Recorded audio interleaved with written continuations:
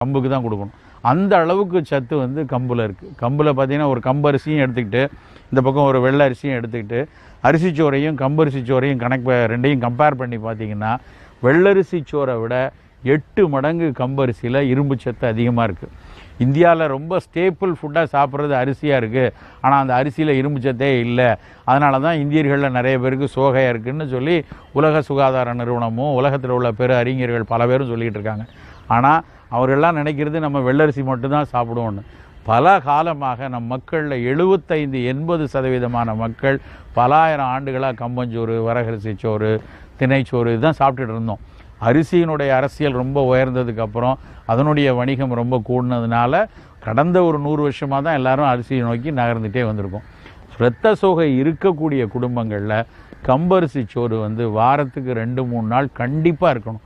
அந்த கம்பரிசி சோறே வந்து நல்லா கம்பம் கூழாகவோ